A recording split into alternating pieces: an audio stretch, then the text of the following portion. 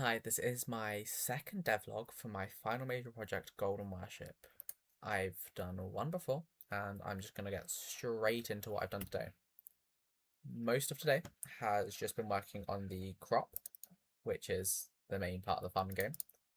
As we can see here, this is a very simple, well, I say simple, script.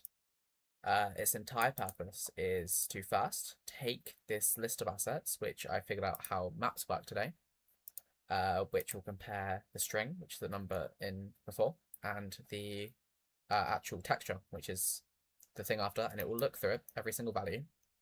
And if it's equal to what it's looking for, then it will set it to true, and it will set it to draw as this crop. So as we can see in the event graph, we set it to the second state.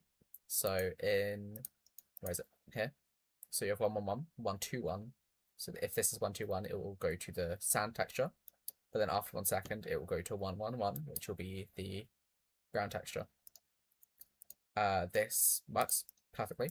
After 1 second, it changes to the other texture. This can be used dynamically to get crop growth to work. So for tomorrow, I'm going to focus on creating the assets. The assets that I'm currently using are from Kenny's fish pack. Amazing. Creative Commons, so free use, of course.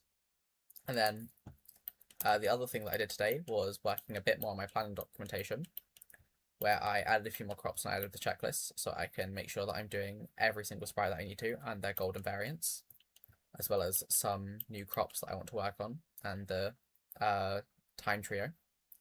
But apart from all of that, most of it's just the crop stuff, because I took a while to figure out how to change the texture dynamically, as I found it extremely challenging on how to like make slate brush. I had to search for quite a while to figure out what this did and how it worked.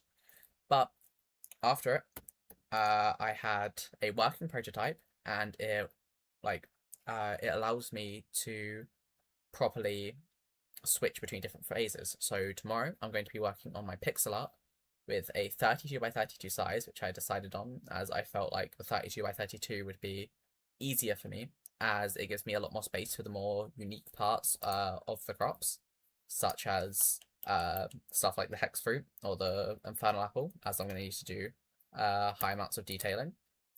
So yeah, that kind of wraps it up for today.